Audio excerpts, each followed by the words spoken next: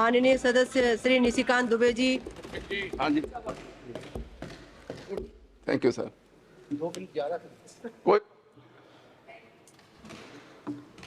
धन्यवाद सभापति महोदया। मैं माननीय प्रधानमंत्री जी और माननीय वित्त मंत्री के इतने ऐतिहासिक बजट के धन्यवाद प्रस्ताव पर बात करने के लिए खड़ा हूं। आज 6 अगस्त है। स्पीकर साहब ने हिरोशिमा और नागासाकी के शहीदों को जो है श्रद्धांजलि दी और दूसरी श्रद्धांजलि मैडम सुषमा स्वराज जी को है, जिनकी आज पुण्यतिथि। और जब मैं पहली बार यहाँ सांसद बनकर आया तो लीडर ऑफ द अपोजिशन के नाते उन्होंने हमारे जैसे लोगों को बढ़ाने का काम किया और उसी कारण से आज मैं पार्टी के आदेश के अनुसार प्रधानमंत्री जी के कारण इस फाइनेंस बिल पर चर्चा करने के लिए खड़ा हुआ। मैं सोचता था कि कांग्रेस के जो स्पोक्स पर्सन हैं या जो वक्तव्य देने वाले हैं वो फाइनेंस बिल पर चर्चा करेंगे, वो देश के स्थितियों के बारे में बताएंगे, हमारी सरकार ने क्या बुरा किया इसके बारे में बताएंगे। लेकिन कांग्रेस जो एक कंफ्यूज पार्टी है, उस कंफ्यूज पार्टी की तरह ही कंफ्यूज स्पीकर रहे। फाइनली उनका समय जो है कांग्रेस पार्टी को कट करना पड़ा, अब दूसरे स्पीकर बोलने के लिए खड़े हुए। आज स्थितियां क्या मैं देख पा रहा था, मैं सभापति महोदया मैं डिरेल नहीं होना चाहता। आज स्थिति क्या है पूरी दुनिया की? पूरी दुनिया की स्थिति क्या है? पूरी दुनिया की इकोनॉमी यदि वर्ल्ड बैंक की, IMF की, फोर्ब्स की, अमेरिका की, जिनकी नीतियों से कांग्रेस बहुत प्रभावित रही है, यदि उनके रिपोर्ट को देखें तो पूरी दुनिया में 2.5% से लेकर 2.7% ही GDP बढ़ रहा है। पूरी दुनिया करा रही है। आप लंदन जाइए, आप न्यूयॉर्क जाइए, आप वाशिंगटन जाइए, आप पूरे यूरोप जाइए, सारे दुकान बंद होते हुए नजर आएंगे। बेरोजगारी की भयंकर सीमा है। इन्फ्लेशन का रेट यदि आप कहेंगे, कोई ऐसा मुल्क नहीं है जहां की 8% से कम इन्फ्लेशन है। पूरी स्थिति खराब है, चाहे करंट अकाउंट डेफिसिट का हो, चाहे GDP ग्रोथ का हो, फिस्कल डेफिसिट का हो, जिस भी पैमाने पर आप पूरी दुनिया को आंकने का काम करेंगे, आपको लगेगा कि माननीय प्रधानमंत्री जी और माननीय वित्त मंत्री निर्मला सीतारामन जी की नीतियां इस देश के लिए इतनी सक्सेसफुल हैं कि आज भी भारत आशा की किरण है। पूरी दुनिया में 7% से ऊपर GDP इसका ग्रोथ।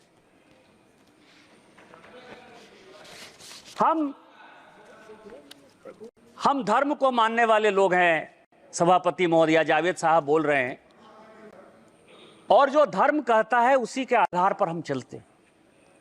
हमारे धर्म में एक बड़ी अच्छा जो है श्लोक है कि कलातीत कल्याण कल्पांतकारी सदा सच्चिदानंद दाता पुरारी।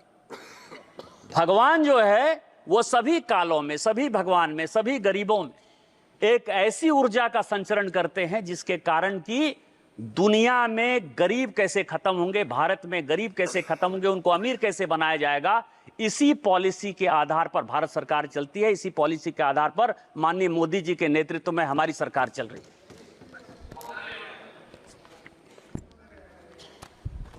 किसान बिल की बात हो रही है और उस दिन मैंने बजट पर माननीय LOP, जिनको मैंने सोचा कि क्या संबोधन दिया जाए, जो जवान होता है, जवान में जो लिखाया पढ़ाया जाता है वही उसको बोलना है। और इस बजट पर चर्चा करते करते ये अमर सिंह साहब भी वही चर्चा कर गए। शिकारी आएगा, जाल बिछाएगा, आप उसमें पढ़ना नहीं। सर नहीं, अगर कोई माननीय सदस्य से आग्रह कर रही हूँ, कोई अगर ऐसा शब्द आया है तो उसे पटल से हटा दिया जाए। अध्यक्ष महोदया, माननीय सदस्य से हटा दिया। अध्यक्ष महोदया, ये सुग्गे की जवान कैसे है, मैं ये बता रहा हूं। आज जो है, प्लीज बैठिए, प्लीज। हम क्या कर रहे हैं, हम भारत के लोगों को आत्मनिर्भर बनाने के लिए, विकसित भारत बनाने के लिए, विकसित भारत बनाने के लिए। और आप भी सुनिए, कोई भी सदस्य जब बोल रहा हो तो प्लीज बैठे बैठे कमेंट्स भी मत करिए, प्लीज बोलिए। वो जो भी शब्द आया है पटल में नहीं आएगा। विकसित भारत बनाने के लिए हम काम कर रहे हैं और उसके लिए इस बजट में जो सबसे बड़ा प्रपोजल है कि जो फॉरेन फाइनेंशियल इंस्टीट्यूट है, एफडीआई में जो कॉर्पोरेट आते हैं, क्योंकि हम इकोनॉमी में जा रहे हैं, आरएनडी में जा रहे हैं, नए नए इंडस्ट्री में जा रहे हैं, तो वो यदि कंपनियां हमारे यदि इन्वेस्ट करना चाहेंगी तो उनके टैक्स को हमने जो है कम किया। और कम क्यों किया? क्योंकि हमारा मुकाबला सिंगापुर से है, हमारा मुकाबला अबू धाबी, यूएई इनसे है, जहां की टैक्स की जो स्थिति है, कॉर्पोरेट टैक्स की स्थिति ऐसी है कि वो 20-22% से ज्यादा नहीं, कई एक जगह तो टैक्स ही नहीं है। और उस इंडस्ट्री को जब बैठना है, जब बैठकर आएंगे, इंडस्ट्री आएगी तो यहां के बच्चों को रोजगार मिलेगा, डेवलपमेंट होगा, मेक इन इंडिया में जाएगा। और जो 2047 का एक संकल्प है कि हमको एक विकसित भारत बनाना है, जो 2027 का एक संकल्प है, जो रिपोर्ट कहती है, फोर्ब्स की रिपोर्ट करती है कि 2027 तक ऐसा संभव है, जो भारत जिस इकोनॉमी के साथ बढ़ रहा है, हम तीसरी वर्ल्ड की सबसे बड़ी इकोनॉमी हो जाएंगे। उसमें जो ये राइडर है, जिस पद पर सभापति महोदया उन्होंने बोलते हुए किस तरह से अराजकता फैलाने का काम किया, ये मैं आपको बताऊंगा। वो कहते हैं, वो क्या कहते हैं? वो महाभारत को गलत कोट करते हैं, वो रामायण को गलत कोट करते हैं, वो शिव को गलत कोट करते हैं, और उसके बाद वो कहते हैं, ये मैं बोल रहा हूं, मतलब आप ये समझिए, और वो ये कहते हैं कि हम जो है अराजकता फैलाएंगे, तुमको जो करना है करो। मैं अनुराग सिंह ठाकुर साहब ने जो उस दिन बात कही, मैं उससे कंप्लीट सहमत नहीं हूं। मैं अनुराग सिंह ठाकुर जी की तरफ से माफी मांगना चाहता हूं इस सदन में। लेकिन क्यों? इसीलिए कि अनुराग सिंह ठाकुर जी ने जो उनके ऊपर आरोप लगाया जाति, तो जाति है ही नहीं ना।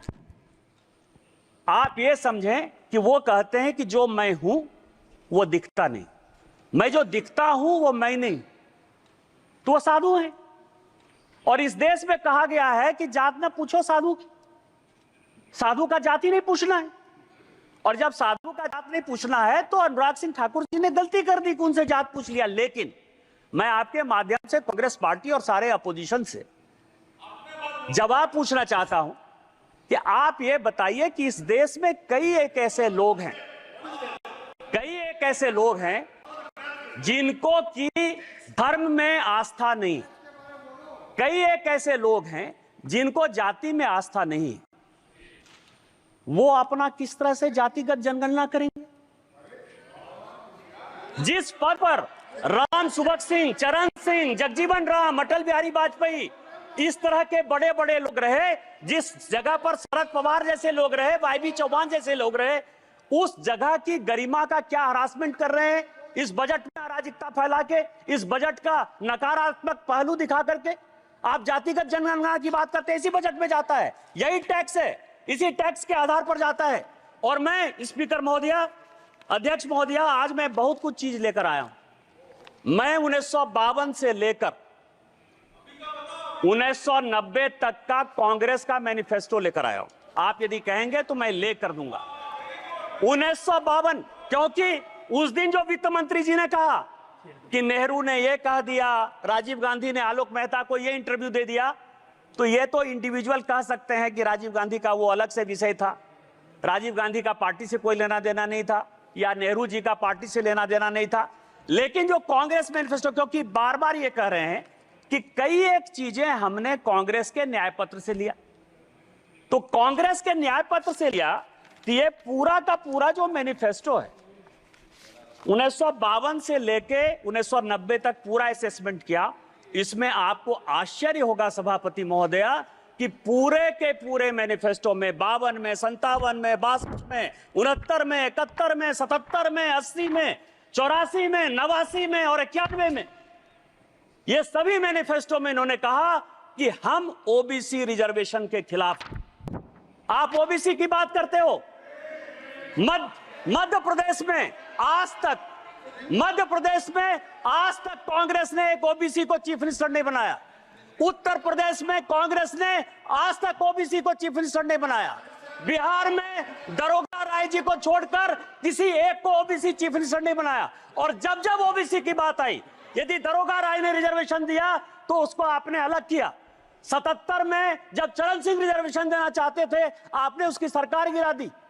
आपने 89 में बीपी सिंह की सरकार गिरा के चंद्रशेखर का आपने सरकार बना दिया। और जब गुजराल साहब ओबीसी जनगणना कराना चाहते थे तो आपने 97 में उसकी पर खेल रहे हो। आज इस देश का प्रधानमंत्री पिछड़ा है, चाय वाला है, बैकवर्ड है। और यदि वो ओबीसी सुरक्षा की बात करता है और जिस दिन वो एक बार ओबीसी सरकार की बात करता है तो आप ओबीसी करते हो। इसीलिए कांग्रेस का कोई मुंह नहीं है ओबीसी के बारे में। और प्रधानमंत्री जी ने जो एजेंडा सेट किया, कृष्ण की तरह चारों तरफ आप बिलबिला रहे हो। और सारी ऑपोजिशन की पॉलिटिकल पार्टी कौरव की तरह प्रधानमंत्री के एजेंडे पर ओबीसी चिल्ला रही है। और ओबीसी का कोई कल्याण यदि होगा, यदि आप में ताकत है तो 2011 में ओबीसी रिजर्वेशन जो कराया वो क्यों नहीं इंप्लीमेंट हो पाया? यदि आप में ताकत है तो कर्नाटक में आपकी सरकार है, पिछले 2 साल से सरकार है, वहां सोशियो इकोनॉमिक रिजर्वेशन हो गया है, उसको क्यों इंप्लीमेंट करवाया? इसलिए नहीं करवाया कि इस्लाम और क्रिश्चियनिटी 2 ऐसे धर्म हैं जो जाति की बात नहीं करते हैं। और उसमें 86 जाति क्रिश्चियन की और 56 जाति मुसलमान की, उसको ओबीसी बैक दरवाजे से, पीछे के दरवाजे से आप मुसलमान और क्रिश्चियन को रिजर्वेशन देना चाहते हो ओबीसी में। इसीलिए आपकी हैसियत नहीं है और इसीलिए आप जातिगत जनगणना की बात करते हो। यदि हिम्मत है कांग्रेस को, राहुल गांधी को, तो कर्नाटक में वो ओबीसी रिजर्वेशन करके दिखाए तो मैं मानूं कि इस हाउस में जो आप बात करते हो उस हाउस की बात करते हो।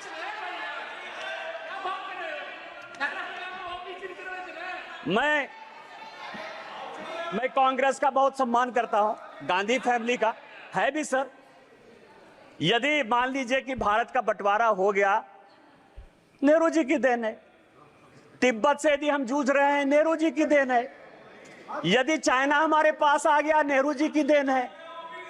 आप ये समझिए, एस्मा यदि आ गया 68 में, यदि ओबीसी रिजर्वेशन के लिए सरकारी अधिकारी आंदोलन करना चाहते थे तो इसेंशियल सर्विस मेंटेनेंस एक्ट जो है आपने ले आया, इमरजेंसी आप लेके आए, ऑपरेशन ब्लू स्टार आप लेके चले आए, श्रीलंका में पीस कीपिंग फोर्स आपने भेज दिया, 2G 4G 3G सब आपने कर दिया। इसीलिए मैं आपके गांधी फैमिली का बड़ा सम्मान करता हूं। इसीलिए बजट में आपने जो बोला वो मेरे लिए बड़ा अच्छा है। दूसरा सवाल ये है सर, इस बजट में सभापति महोदया, इस बजट में एक एंजल टैक्स जो है, हमने एंजल टैक्स खत्म किया 56(2). सभापति महोदया, ये सभापति महोदया 2012 में एंजल टैक्स लगाया 56(2) 2012 में। और उसका कारण था कि आप समझें कि वित्त मंत्री के ऑफिस और घर में बगिंग हो रहा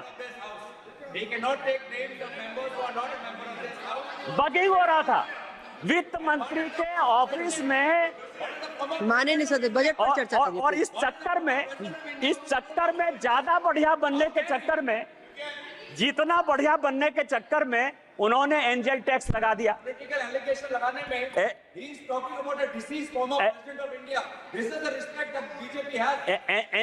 एंजल टैक्स लगा दिया। एंजल टैक्स क्या है? माननीय प्रधानमंत्री जी स्टैंड अप की बात करते हैं, स्टार्टअप की बात करते हैं, लोगों को रोजगार देने की बात करते हैं। और माननीय तोता जो है, तोता महाराज, मतलब लिप्स ऑफ पैरट, नाम नहीं लूंगा सभापति महोदया क्योंकि ये गुस्सा जाएंगे, तो ये जो है कि युवाओं को आज तक क्योंकि इस पैसे का हमने देखा कि कहां से बजट आता है, कॉरपोरेशन का कितना टैक्स आता है, इनकम टैक्स कितना आता है, जीएसटी कितना आता है, हमारी देनदारी क्या है, उधार क्या है, यह पूरा फाइनेंस बिल का टैक्स स्ट्रक्चर है। और उसमें 8% के आसपास ऐसा पैसा है जो डिफेंस को जाता है। आज तक डिफेंस पर किसी प्रकार की कोई चर्चा इस हाउस में नहीं हुई कि हम इस टैक्स से सेस लेते हैं, सरचार्ज लेते हैं तो डिफेंस में पैसा देते हैं। लेकिन पहली बार मैं देख रहा हूं सारे ऑपोजिशन के लोग अग्निवीर स्कीम के ऊपर जो है लगातार बजट में बोलते रहे। और चूंकि ये एंजल टैक्स लगाया है, युवाओं को ज्यादा से ज्यादा कैसे आगे बढ़ाया जाए, कैसे उसको रोजगार के लिए दिया जाए और उसको एबॉलिश किया है, इसके लिए माननीय वित्त मंत्री जी बधाई के पात्र हैं कि अब ज्यादा से ज्यादा लड़के जो है वो रोजगार में आएंगे। लेकिन मैं इसके तह पर गया तो मैं आपको बताऊं कोई नई बात नहीं है।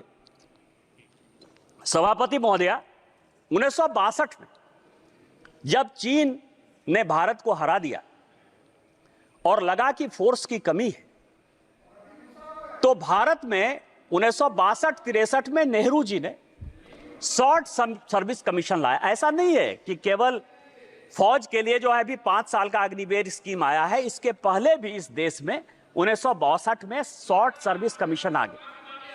और शॉर्ट सर्विस कमीशन के बारे में मैंने सारे डिबेट पार्लियामेंट के, लोकसभा, आपको मैं बताऊं कि जो अफसर ज्वाइन करते हैं उनकी नौकरी 5 साल से 10 साल होती और अब वो 14 साल हो गई है।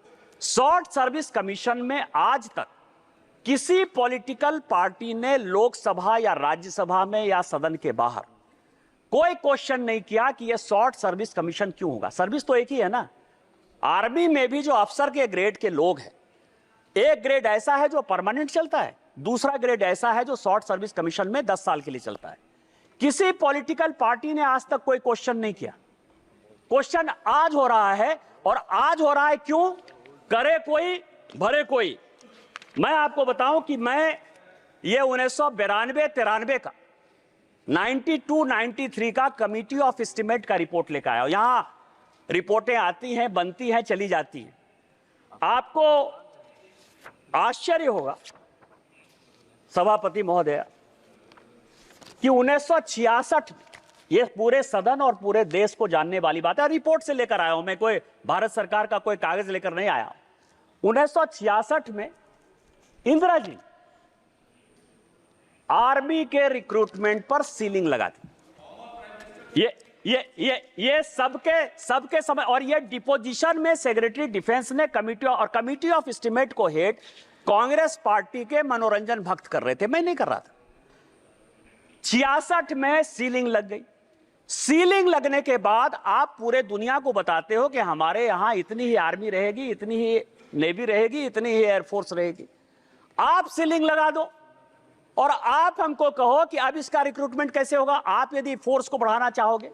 दूसरा, इस सीलिंग के बाद उसी कमेटी की रिपोर्ट 1975 में और 1989 में 2 रिपोर्ट, 2 कमेटी इन्होंने और बनाई कि आर्मी को यंग कैसे रखा जाए। और मैं आपको बताऊं, छोटा सा उदाहरण यह है कि शॉर्ट सर्विस कमीशन भी जब बनाया गया था, उस शॉर्ट सर्विस कमीशन में भी पूरे यूपीएससी में, राज्य में, सभी जगह रिजर्वेशन दिया गया था। और उसका प्रभाव यह था, सभापति महोदया, मैं आपके माध्यम से गौरव गोगोई को बताना चाहता हूं कि इस देश के जो होम सेक्रेटरी हुए वीके दुग्गल, वो भी एसएसबी के ही रिक्रूटमेंट थे, शॉर्ट सर्विस कमीशन से आए और उसके बाद वो आईएएस बने। आज अग्निवीर पर 75 में कमेटी बनी, 89 में कमेटी बनी, और इन्होंने मैन पावर के लिए एक्सपर्ट कमेटी बनाने के बाद यह कहा कि आपको 5 साल और 7 साल के लिए, 1975 की बात है, ध्यान रखिएगा सभापति महोदया, 1975 से लेके आज तक 2019-20 तक लगभग 40 साल 45 साल तक जो रिपोर्ट है वो गड्ढे में रही, खाते में रही, मैन पावर की कमी रही, ना आर्मी में आदमी रहा, ना नेवी में आदमी रहा, ना रिक्रूटमेंट सबको अच्छा हुआ। आज यदि वो रिपोर्ट आर्मी के कहने पर इंप्लीमेंट हो रही है तो आप युवाओं को देश के साथ जोड़ने के लिए काम कर रहे हो कि आप हमारे यहां अफगानिस्तान, बांग्लादेश, पाकिस्तान की जो स्थितियां हैं, जिस तरह से अराजकता हो रही है, जिस तरह से रिजर्वेशन के खिलाफ सारे लड़के रोड पर आ रहे हैं, उस तरह का रोड ला रहे हो। आप जनता को क्यों गुमराह कर रहे हो? ये दूसरा सवाल है जिसमें कि हम बच्चों को एंगल टैक्स लगा के, एंगल टैक्स खत्म करके, जिसमें बच्चों का कॉर्पोरेट टैक्स 18% करके बच्चों को हम रोजगार देना चाहते हैं, और आप उसमें अराजकता पैदा करना चाहते हो। तीसरा जो इंपॉर्टेंट पॉइंट है कि मैंने बहुत सुना A1, A2, मैं भी नाम नहीं लेना चाहता स्पीकर महोदया, हमारे ऊपर आरोप है कि हम दो कॉरपोरेट को मदद करते। आपको बताऊं कि माननीय प्रधानमंत्री जी और वित्त मंत्री जी के डीबीटी स्कीम के पहले भारत में 1952 से भी एक डीबीटी स्कीम था, लाइसेंस परमिट कोटा राज का डीबीटी स्कीम। जूता सिलाए से चंडी पाठ तक इन्हीं लोगों को करना था। कार वो बनाएंगे, अखबार वो चलाएंगे, सीमेंट वो चलाएंगे, स्टील वो चलाएंगे। हमारी जब सरकार आई वो तो ट्रांसपेरेंसी से काम कर रही। और ये जो कॉरपोरेट है, मैं आपको ये बताऊं कि इस टैक्स का, ये जो 32 लाख 33 लाख करोड़ टैक्स आता है, इस टैक्स में ये जो 500 कंपनी जिसको ये गाली देने की बात करते हैं, क्योंकि भारत में सबका साथ, सबका विश्वास, सबका प्रयास, इसके आधार पर जब ये सरकार चलती है, तो आपके लिए बिजनेसमैन, आप रोटी खाने जाओ बहुत बढ़िया है, शादी में जाओ बहुत बढ़िया है, उनसे गिफ्ट लो बहुत बढ़िया है, उनके चुनाव में आपको चुनाव में पैसा दे बहुत बढ़िया है। लेकिन जब गाली देने की बात, ऐसा मैंने तो निकृष्ट विपक्ष ही नहीं देखा कभी सभापति महोदय, कि जो लेते भी हैं, खाते भी हैं और गाली भी देते हैं। हमारे लिए तो जैसे आम गरीब इंपॉर्टेंट है, वैसा ही दूसरा अमीर भी इंपॉर्टेंट है। और इसमें यदि आप देखें तो ये जो दो कंपनियां हैं, ये दो कंपनियां हैं, ये दो कंपनियां लगभग 3 लाख करोड़ जो है। रूल्स किस रूल्स के तहत? Rule number mike Ma'am, rule number 356. Now read the rule. Madam Speaker, you once reminded the member about speaking about the finance bill. 356 says that the Speaker, after having called the attention of the House to conduct of a member who persists in irrelevance or injurious repetition, either in one's own arguments or of the arguments used by other members in debate, may direct that the member to discontinue the speech. Honorable Chair once reminded the respected member about this. Sir, kindly invoke.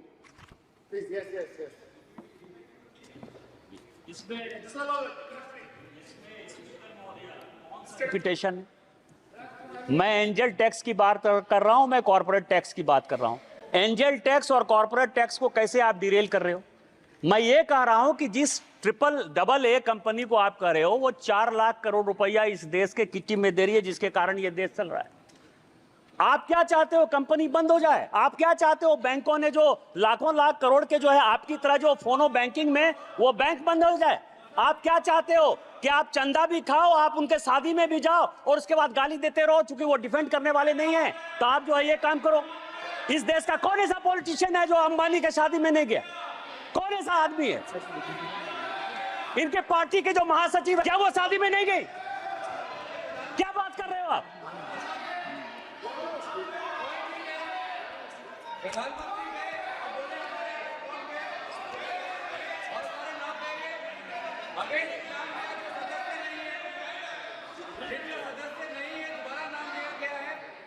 आप महासचिव कहिए sir, आप कहिए कि शादी में गई, इतना मान लीजिए सर। प्लीज बजट पर कंप्लीट करिए। एक बयान हमने, ये फाइनेंस बिल में एक बड़ा अच्छा पार्ट आता है अध्यक्ष महोदया, पीएमएलए का। और इस सदन में जितने लोग बोलते हैं वो इनकम टैक्स के बारे में बोलते हैं, ईडी के बारे में बोलते हैं और सीबीआई के बारे में बोलते हैं। सीबीआई तो खैर अलग संस्था है, लेकिन इनकम टैक्स और ईडी ये दो महत्वपूर्ण है। और इस फाइनेंस बिल में भी ईडी के लिए कई एक चीजें जो है वो बताई गई है। अब आप ये बताइए सर महोदया कि 1988 में, मैं जब की लिप सर्विस की बात करता हूं तो बड़ा गुस्सा आता है। 1988 में ये सदन के जानने लायक चीजें हैं कि राजीव गांधी साहब ने बेनामी ट्रांजैक्शन एक्ट कानून यहां लाया 1988 में, और 88 से वो 2017 पहुंच गया। 30 साल में उसके रूल्स नहीं बन पाए। आप हमसे हिसाब लेते हो कि हमने किसको पकड़ा, किसको नहीं पकड़ा, कौन जेल गया, कहां ब्लैक मनी है, कहां व्हाइट मनी है। कभी अपने गिरेबान में झांका कि 88 में बेनामी ट्रांजैक्शन एक्ट, और उसके बाद आपकी सरकार रही 91 से 96 तक, 2004 से लेकर 2014 तक। ऐसा भी नहीं कर सकते हो कि हम सरकार में नहीं रहे। आप लागू नहीं कर पाए। आप किसको साथ दे रहे थे, किसको साथ दे रहे थे? दूसरा मैं आपको बताऊं, यह सुप्रीम कोर्ट का आदेश 2012 में दिसंबर के महीने में बेनामी ट्रांजैक्शन एक्ट में संशोधन हुआ। भारतीय जनता पार्टी की तरफ से मैं बोलने के लिए खड़ा हुआ, और उस तरफ से माननीय चिदंबरम साहब थे, बड़े फेमस वित्त मंत्री, उनसे ज्यादा पढ़ा लिखा आदमी तो मैंने जीवन में देखा ही। मैंने बोलते हुए कहा कि आप जो एक्ट लेके आ रहे हो, एक दिन यदि वाइफ हस्बैंड में भी लड़ाई होगी तो उसमें पीएमएलए लग जाएगा, और ये जितना स्ट्रिंजेंट है, जिस भी आधार पर लगा रहे हो, भगवान न करे कि एक दिन आप ही जेल चले जाओ। जब मैं मेरा सीट नंबर 545 था उस जमाने में, अध्यक्ष सभापति महोदया, जब मैं बात का अंतिम था, मैं अंतिम सदन का सदस्य 545 नंबर पर था। जब मैं बोलकर बंद हुआ तो चिदंबरम साहब खड़े हुए, और चिदंबरम साहब का बड़ा फेमस भाषण है कि भारतीय जनता पार्टी बहुत पढ़ी लिखी पार्टी है। मेरी अपेक्षा यह थी कि पीएमएलए कानून में बोलते हुए भारतीय जनता पार्टी अपने एक विद्वान आदमी को खड़ा करेगी, लेकिन उसने सबसे मूर्ख, बुद्धू और दकियानुसी आदमी को, जो है जिसको पीएमएलए पता ही नहीं है, उसको खड़ा कर दिया। यह सुप्रीम कोर्ट का यह आदेश, और सुप्रीम कोर्ट के आदेश में एफएटीएफ में जो चिदंबरम साहब का 2012 का दिसंबर का स्टेटमेंट है, उसी को कोट करते हुए यह रिपोर्ट आया है। जब रोपे पेड़ बबूल का तो आम कहां से हो। इनकम टैक्स में डायरेक्ट टैक्स कोड पर हमारी फाइनेंस की कमेटी, यशवंत सिन्हा चेयरमैन थे, मैं उसका मेंबर था, 5 साल तक हम लोग मेहनत करते रहे कि डायरेक्ट टैक्स कोड को हम लोग बदल देंगे। पीएमएलए में आप स्ट्रिंजेंट कानून लेके आ गए, तो जब लेकर आ गए, बिना किसी एक पैसा को खर्च करते हुए, यदि कांग्रेस पार्टी ने आपको 90 करोड़ रुपया दे दिया और आपने जो है यंग इंडिया खरीद लिया, नेशनल हेराल्ड खरीद लिया, 750 करोड़ की संपत्ति बिना किसी पैसे के आपको मिल गई, तो क्या राहुल साहब, जो चिदंबरम साहब का कानून है, उसमें आप जेल नहीं जाओगे? ये जेल नहीं जाओगे? और मैं तो कोट कर रहा हूं सुप्रीम कोर्ट के आदेश के आधार पर। तो इसीलिए आप जो सीबीआई और इनकम टैक्स की बात करते हो, ये आपकी कारस्तानी है। हमारी सरकार माननीय निर्मला सीतारामन जी के ऊपर केवल वो उसको इंप्लीमेंट करती है। हमने अपने एजेंसी को केवल फ्री छूट दे रखा है। जो भी भ्रष्टाचारी है वो जेल जाएगा, वो किसी कीमत पर नहीं छूटे। माननीय सदस्य कंप्लीट करिए प्लीज। आपका भी नंबर है। सभापति महोदया, इस देश के हालात बहुत अच्छे। हम 2047 तक विकसित भारत बनाने की कल्पना में, माननीय प्रधानमंत्री जी यक्ष युधिष्ठिर वार्ता में उस दिन बोलते हुए माननीय राहुल गांधी जी ने कहा कि 6 महारथी थे। 6 महारथी नहीं थे, 9 महारथी थे। 9 महारथी थे और 7 महारथी चक्रव्यूह लड़ रहे थे, और 2 महारथी चक्रव्यूह के बाहर जो है 4 लोगों को, पांडवों को रोकने की कोशिश कर रहे थे। उसमें भीम थे, सात्विक थे, नकुल थे और सहदेव थे। और उसी में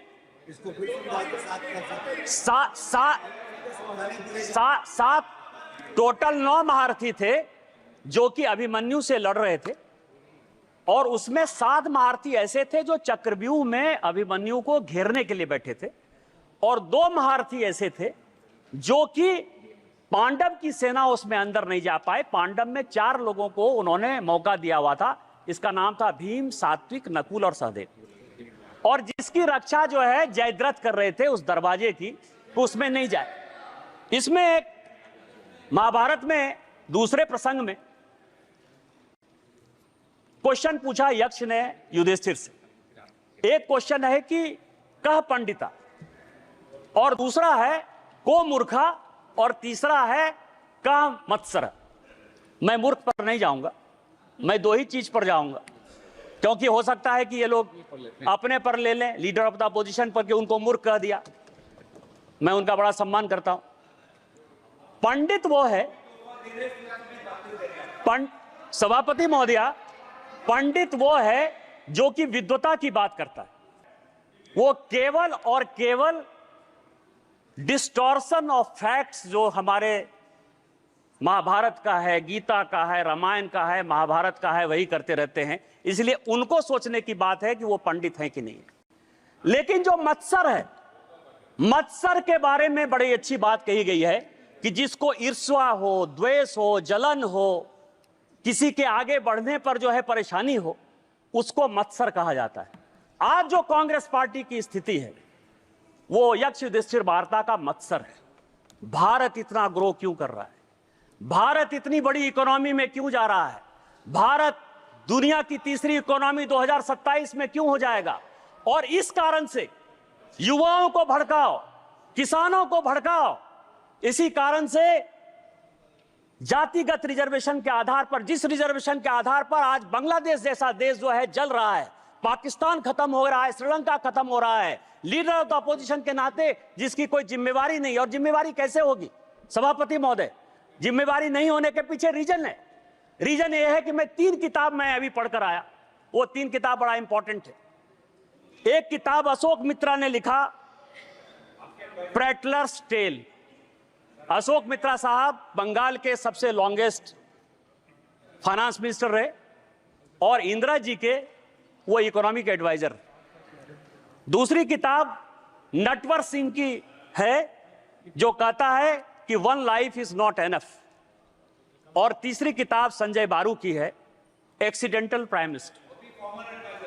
ये 3 किताब है और तीनों आदमी, संजोग से अशोक मित्रा साहब को छोड़ दीजिए तो 2 आदमी तो अभी भी हैं। और किसी को कांग्रेस पार्टी ने जो है आज तक कॉन्ट्राडिक्ट नहीं किया। कॉन्ट्राडिक्ट। और तीनों किताब क्या कहती है कि अमेरिका तय करता था इस देश का वित्त मंत्री कौन हो। संजय बारू कहते हैं कि प्रधानमंत्री मनमोहन सिंह जी ये सरकार नहीं चलाते थे, ये सरकार नेशनल एडवाइजरी काउंसिल की सोनिया गांधी जी चलाती थी। ये मैंने कहा, संजय बारू की किताब है, मैं तो केवल किताब को कोट कर रहा हूं। उस तीनों में और मैं कुछ CIA की डीक्लासिफाइड फाइल्स लेकर आया हूं। ये CIA की डीक्लासिफाइड फाइल्स है। ये फाइल ये कहती है कि कांग्रेस पार्टी के सभी लोग सोवियत रूस से बिके हुए थे। वो पैसा लेते थे, पैसा लेकर वो जो है देश की पॉलिसी बनाते थे, देश का कैसे नुकसान हो वही काम करते थे। ये डीक्लासिफाइड फाइल कहती है। ये तीनों किताब को यदि आप देखेंगे, चाहे वो अशोक मित्रा की हो, चाहे संजय बारू की हो और नटवर सिंह की हो, ये कांग्रेस पार्टी इस देश को बदनाम करना चाहती है, बर्बाद करना चाहती है, ऐसा सिचुएशन पैदा करना चाहती है कि प्रधानमंत्री मोदी जी के खिलाफ पूरा माहौल बने, इस देश के खिलाफ पूरा माहौल बने। लेकिन वो हम होने नहीं देंगे। ये देश के तीसरे बार प्रधानमंत्री बनने वाले दूसरे लोग हैं। और मैं आपको रामधारी सिंह दिनकर की कविता से खत्म करता हूं कि उन्होंने कहा कि जब नाश मनुष्य पर छाता है, पहले विवेक मर जाता है। अस्तित्व संकल्प दोहराता हूं, याचना नहीं अब रन होगा, जीवन या की मरण होगा। इस देश को बनाने के लिए कोई भी कुर्बानी देनी पड़ेगी, हम कुर्बानी देंगे। हम वित्त मंत्री द्वारा इस फाइनेंस बिल का समर्थन करते हैं और पूरे सदन से आग्रह करते हैं कि उस बिल को पास करें। इन्हीं शब्दों के साथ जय हिंद जय भारत।